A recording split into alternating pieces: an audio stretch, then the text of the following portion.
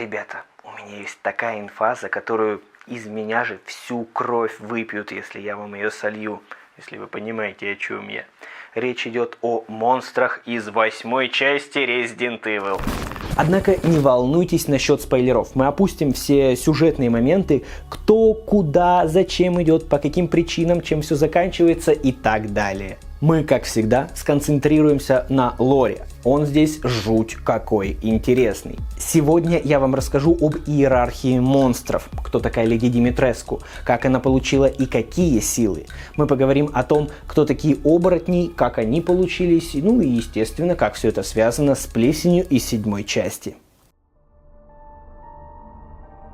Перед тем, как мы начнем рассказывать о монстрах, нужно сперва ввести в курс дела. А что вообще за плесень? Тут буквально минутка базовых знаний из 7-й части. Итак, плесень – это уникальный грибковый патоген. При его попадании в организм человек начинает стремительно меняться. Грибок постепенно захватывает клетки носителя, и главное, что получает, это нереальный уровень регенерации. По факту возникает некий симбиоз. Зараженного можно хоть пополам разрубить, все равно отрегенерирует. Однако есть определенный предел. Называется он пределом Хейфлика, то есть сколько раз клетки человека могут поделиться за всю его жизнь. При регенерации грибок может тупо упереться в этот предел, так как во время данного процесса клетки носителя делятся с огромной скоростью и в огромных количествах. В какой-то момент человеческий организм не выдерживает, и тело начинает кристаллизоваться. Однако по большей части, что это происходит именно по причине предела Хейфлика, это догадки. В играх вообще крайне туманно, либо вообще никак не поясняется, почему враги после нескольких выстрелов покрываются кристаллами. Так что можно списать на игровую условность. Кстати, можете делиться своими мыслями в комментариях, как это должно было бы или могло было бы работать. Пишите.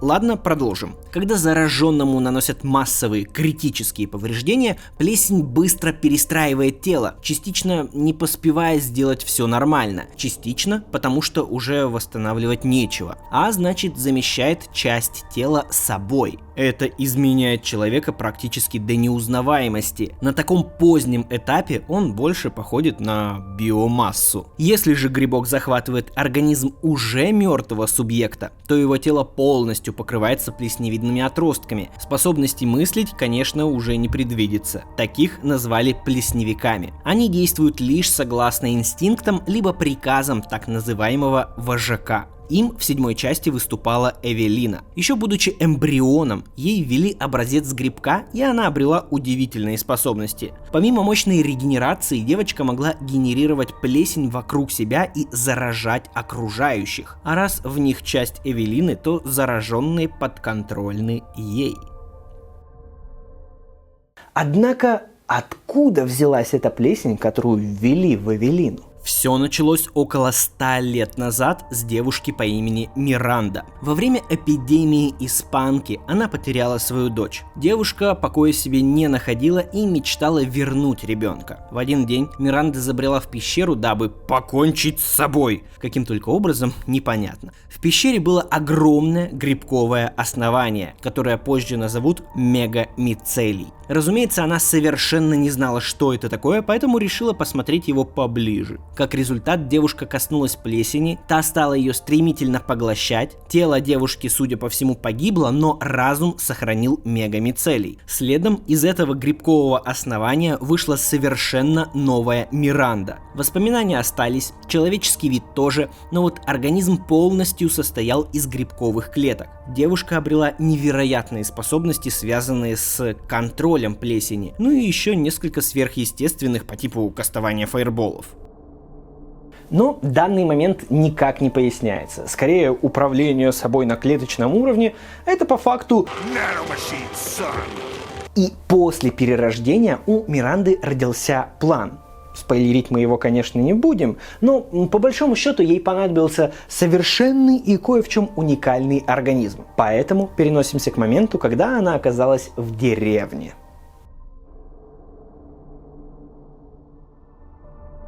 Да, в той самой деревне, где происходят события игры. В 1920-х Миранда вживила плесень мегамицелия в некоторых местных жителей. Это позволило управлять ими и ставить опыты. Но выходило далеко не то, что произошло с самой Мирандой. Плесень была слишком непредсказуема и нестабильна. В основном люди тупо погибали, немногочисленные выжившие были бесполезны. Поэтому Миранда создала паразит Каду. Или Каду, неважно. Как я понял, это более совместимый грибок с человеческим организмом. Он все так же давал регенерацию, иногда новые способности, но позволял плюс-минус сохранять человеческий облик для зараженного, даже если тело ранено. Ну и в целом давал больший шанс выжить после процесса. Так что уже прогресс. Однако даже с Каду Миранда даже близко не могла получить тот результат, который хотела с идеальным телом. Некоторые подопытные просто умирали, некоторые превращались в нежить, кто-то в ликанов, о которых мы еще поговорим. Совсем недавно, пару лет назад, к нашей героине обратилась организация Соединения. Они предложили Миранде свою помощь в ее экспериментах. Поэтому она отдала образцы плесени, и в результате появилась Эвелина. Как вы знаете, это был провал, так что исследования матери продолжились. Тем не менее, в частности, у нее успехи-то были. Среди жителей деревни появились те, кто плюс-минус нормально перенес внедрение паразита Каду. Это леди Димитреску и ее дочери, кукольница Беневиенто, человек-рыба Моро и местный Магнето Гейзенберг. Начнем с леди Димитреску.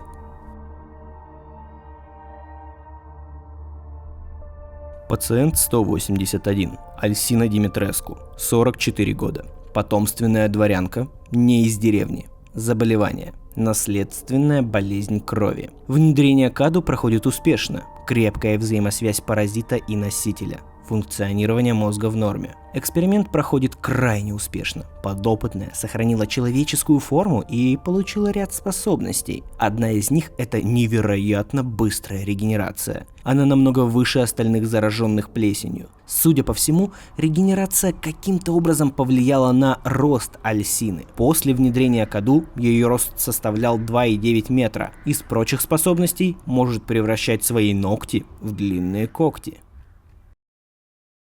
Вроде бы идеальный образец, но вылезло несколько критических недостатков. Из-за врожденного заболевания крови Альсина должна регулярно питаться кровью и мясом людей, чтобы сохранить свои регенеративные свойства. Предполагается, что при нарушении ее этого регенеративного баланса возможна бесконтрольная мутация организма. То есть из человека она может превратиться в некую биомассу. А Миранду такое не устраивало. Собственно, Альсина первый человек, кто хорошо перенес внедрение Каду. Это можно засчитать за полуудавшийся эксперимент. Альсине дали все, что обещали. Бессмертие, большой замок и дочерей. С последними все так же интересно. Были 3 девушки. Димитреску проводила над ними эксперименты с Каду и попутно решила внедрить в них ДНК мух. В результате Каду стала откладывать яйца с плотоядными мухами внутри тел, которые постепенно пожирали плоть девушек. На 3-й день эксперимента насекомые полностью съели тела.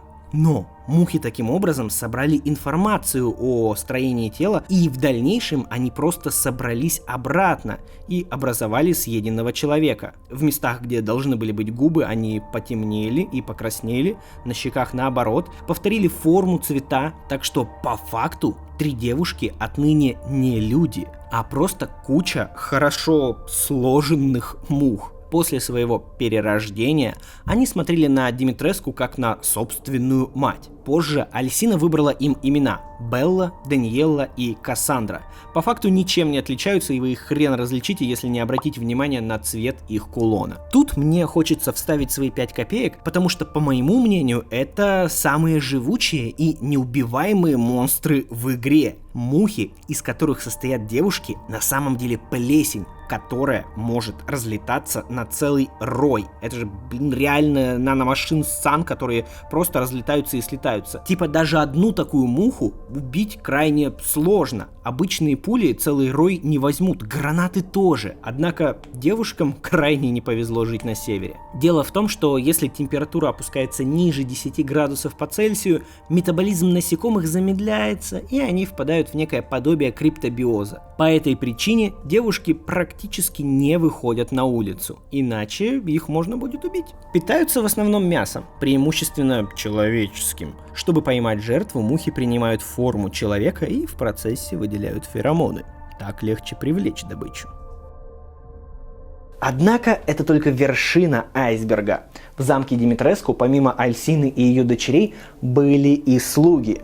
Только женщины. И эти женщины постоянно сменяли друг друга. Приходили все новые работницы, а затем бесследно исчезали.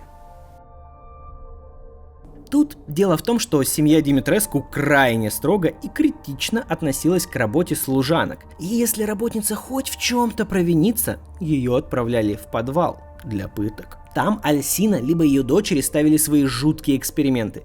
Буквально превращали бедных женщин в подобие низших вампиров и измывались над ними. Это отчетливо видно по шрамам и различным порезам. В результате получилось вывести два вида – Моруайка и Вальномия. Марайки больше походят на каких-то зомби, вампирских черт явных не наблюдается. Однако, прогуглив, вы можете найти, что это реально просто низшие вампиры Румынии. Но этих ребят выдает бледная кожа и острые зубы. С Вальномией все интересней.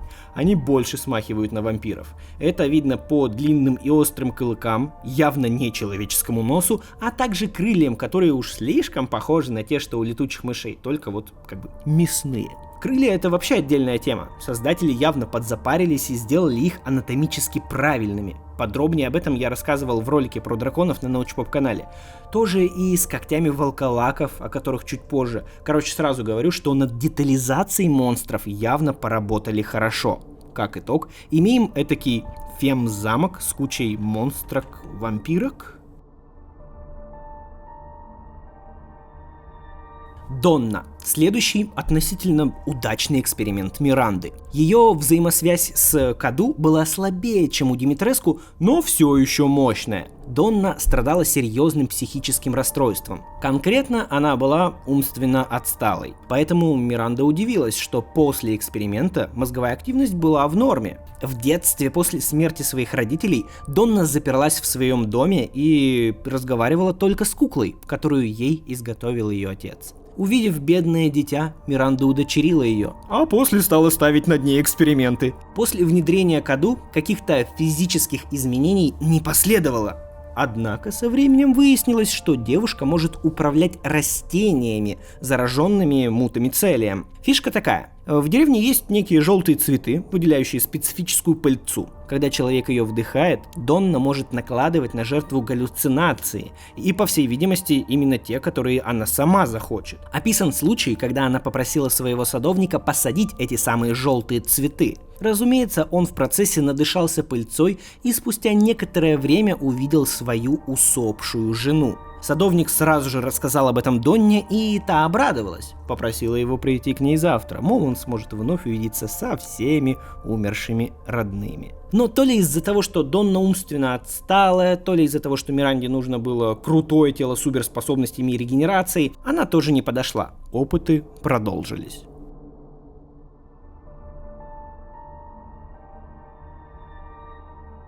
Сальватор Моро. Про него говорить особо нечего, очередной подопытный Миранды. Но в отличие от Донны и Димитреску, Моро по большей части неудавшийся эксперимент. Он плохо перенес вживление Каду, из-за чего его тело неправильно мутировало. Получилось в итоге нечто. Более того, Моро страдает тем, что периодически блюет кислотой, а также, вопреки своему желанию, может превратиться в гигантскую рыбеху. Этот чувак в принципе очень плотно связан с рыбами. Не знаю, кем он был во время нормальной жизни, может быть каким-то моряком. По крайней мере, на его плече набита татуха с медузой и надписью «Мать», что при его любви к Миранде символичненько. В любом случае, после внедрения Каду он приобрел очень много общих черт с рыбами. Перепонки на пальцах, глаза, хвостик противный. Да камон, у него на спине находятся глазики, и это прям очевиднейшая аллюзия на то, как некоторые рыбы вынашивают икринки. Ну и отдельно вот вам покажу его финальную стадию мутации. Тупо огромная многоглазая рыба. Вы сами все видите. Короче говоря, очередной пациент с аномальным делением клеток. Мозг там тоже пострадал. Сальватор своим поведением напоминал капризного ребенка. 100% не подходит для Миранды. Однако все же он стал частью семьи. Ему даже выделили отдельную лабораторию для экспериментов с Каду. И они были особо не связаны с целями матери. Отнюдь. Моро создавал своих ликанов. Он вживлял в людей паразита Каду и вдобавок вводил в спинной мозг волчью кровь. 1 из 5 выживал и становился ликаном, безумным агрессивным зверем. В итоге у Моро получилось вывести 3 вида ликанов. Оборотень – самый слабый из всех. Возможно, они даже слабее льва и тигра, если вы понимаете, о чем я. После эксперимента у пациентов все тело покрывалось шерстью, повышалась сила, ловкость, цепкость лап к потолку. Разумеется, наблюдался высокий уровень агрессии. Несмотря на скудный интеллект, оборотни могут обращаться с холодным оружием и даже стрелять из лука. Также они могут заражать других людей путем укуса. Волколак. Данная особь больше напоминает оригинальных оборотней. Волосяной покров у волколаков выше в несколько раз, они быстрее и маневренней оборотней. Челюсть уже вытянута под волчью, размеры тела увеличены примерно в 2 раза. Даже глаза изменились, чтобы лучше видеть в темноте. Отчетливо видно, что вместо ногтей у волколаков вырастают огромные когти. Причем отдельный респект дизайнерам за то, что лапа не меняется под кошачью. Монстриатские когти трансформированы из неизменившихся человеческих ногтей. Однако интеллектом волколаки не обладают от слова совсем. Действуют строго согласно инстинктам. Третий вид – Урьяш, или же Хагрид. Самый большой, высокий и сильный из всех. Ты волшебник, Гарри. И реально похож на Хагрида из Гарри Поттера. Носит с собой огромный молот, все лицо покрыто пышной шевелюрой, обладает внушительной силой и высоко прыгает. Тварь большая и страшная, а инфы мало. Можно только предположить, что с ним произошла та же история, что с Димитреску. Какая-нибудь врожденная аномалия крови, повышенная регенерация, вот вам и огромный рост. К сожалению, больше информации о ликанах мне найти не удалось, ни в записках, ни в каких-то аудиосообщениях. Можно предположить, что Моро использовал просто большее количество волчьей крови и получал больший результат, кто его знает. Но, как итог, все оборотни — это деревенские люди, причем именно мужчины. Ну, потому что на них на всех какие-то штанишки, а не юбки, да и волосатых грудей я как-то в геймплее не встречал.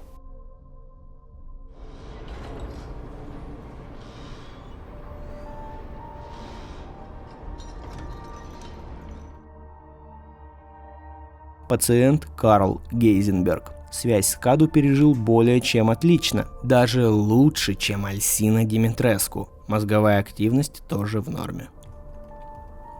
Карл, наверное, единственный житель деревни, кого Миранда считала почти идеальным кандидатом для своих планов. Он даже офигенные способности получил – управление магнитными полями.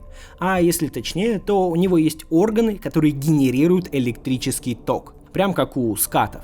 И эти органы связаны с нервной системой Гейзенберга, за счет чего он может контролировать движение тока в организме, а следовательно управлять магнитными полями. Чертов магнето от мира резидента, причем буквально, типа, их силы не то чтобы сильно отличаются. Чудесный экземпляр для Миранды, но он тоже не подходил по ряду причин, спойлерить не буду. Как и Моро, Гейзенберг тоже проводил эксперименты над людьми, только вот его интересовали не живые, а мертвые. Карл вживлял Каду в трупы, и те каким-то образом оживали. Однако просто восставшие трупы ему были неинтересны. Их в 2 счета даже оборотни уничтожат, так что местный магнето прибегнул к подвальной кибернетике.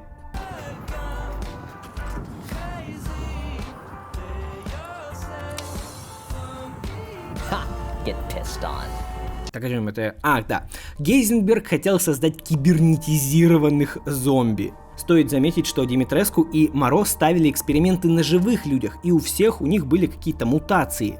У Гейзенберга все наоборот. Достигнуть более-менее приемлемого результата получилось лишь на 18-й попытке. Пациентом оказался молодой парень в возрасте 20 лет. Пьяным упал в колодец, ну что такое? Но тело было в хорошем состоянии. Дабы зомби был подконтролен, Гейзенберг удалил сердце и прочие органы, чтобы вживить механизмы управления. Далее идет вживление КАДу в нервную систему, но даже так труп не восстанет. Нужен кровезаменитель с небольшой дозой метаальбумина. Что это, думаете сами, но альбумин есть в нашей крови и, в общем, реальная штука. Возможно, таким образом процесс скрещивания КАДу с телом будет идти быстрее. А далее подается ток в 6600 вольт прямо в кору головного мозга. И все, получаем ходячий труп. Однако из-за того, что мозг по-прежнему мертв, зомбарь лишен разума и повинуется только инстинктам разрушения. Нужен более подконтрольный экземпляр. Поэтому Гейзенберг прикрепил передатчик к черепу и каким-то образом воздействовал на мозговые волны и управлял трупом. Эксперимент первый. Бой с оборотнем. Солдат разобран на части и был съеден за 3 минуты. Так не годится. Нужно вносить правки.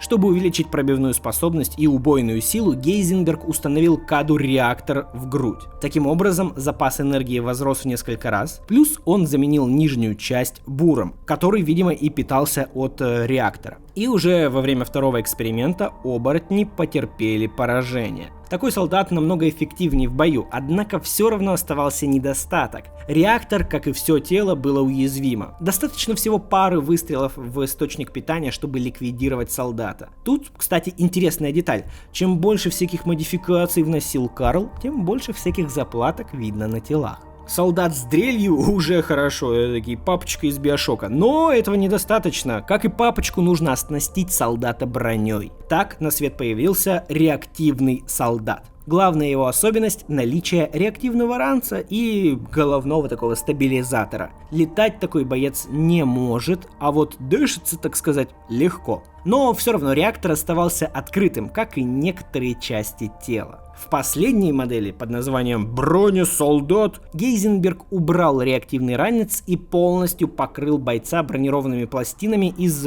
алюминиевого сплава. Что на самом деле, такое себе, как бы легкая штука, но скорее всего пробивается на раз-два. Опыты показали, что, конечно, теперь этот солдат неуязвим к обычному огнестрелу, однако броню можно легко сорвать чем-то помощнее. Знаете, что мне больше всего нравится в Резиденте? То, что начиная с 96-го года они все еще пытаются как-то обосновать научно монструозность того, что у них происходит. Но помимо этого обоснования, конкретно в 8-й части для меня великолепно просто все. Буквально. Детализация и дизайн от монстров до какого-нибудь кубка для вина – мое почтение. Разнообразный геймплей на разных уровнях. Я будто бы поиграл в несколько игр сразу, что не давало мне заскучать ни на минуту. Реально. Короче, я настоятельно рекомендую. Буду рад, если вы ознакомитесь с игрой по ссылочке в описании. Нет, серьезно, обязательно гляньте. Если вы помните, мы уже исследовали вселенную Resident Evil, и у нас была целая серия роликов, но грибок мы так и не затронули. Поэтому мне было очень интересно ознакомиться с 7-й частью для начала немножечко, а потом полностью погрузиться в 8-ю и понять, что же это за грибок. И действительно очень круто, что все это подается в записках, и ты постоянно это изучаешь через аудиодневники, и если не будешь чекать всего этого, то кучу вещей просто не поймешь. Однако вот они лежат, читай да понимай. Короче, мне реально понравилось. Не забывайте подписываться на канал и ставить лайки, если вы цените наши труды и вам, собственно, понравился весь ролик. А знаете, кто сейчас ползет по экрану? Наши буст-патроны, которые поддерживают канал финансово и состоят в нашем чатике, где мы общаемся, токсифицируем друг друга. Ладно, можете присоединиться. До скорого!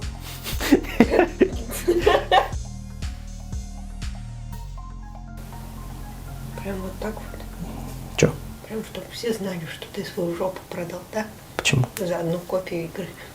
Вот как, да? Вот как. Что еще расскажешь? Что мне пришлось свою жопу в рабство продать в гей-клуб «Голубая устрица». Да. Ладно. Голубая деревня. Голубая деревня.